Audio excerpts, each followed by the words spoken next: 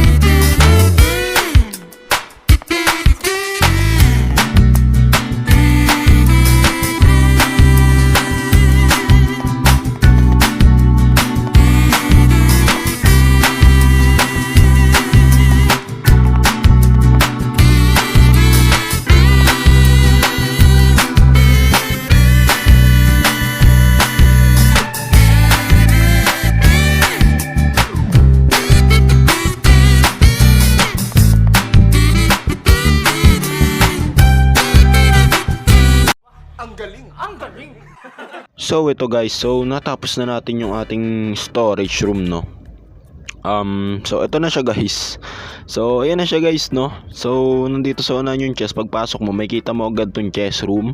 And may chest room na naman dito, no. And nandito yung lutuan natin, tas mga anvil. And dito, wala pa akong ano dito. Siguro dito yung brewing area. Dito tayo maglalagay ng brewing stand. And so yun nga. So pinalitan ko nga rin pala ng mga stone bricks, yung mga prismarine ba tawag doon, or prismarine yata yun, yung mga gilid, kasi mas okay pala yung stone bricks. Yan, dito muna yung mga gamit natin, no. At least guys, may ano na tayo guys, may paglalagyan na tayo ng mga gamit natin, hindi na pakalat-kalat lang sa daanan, no. So dito na muna yung iba't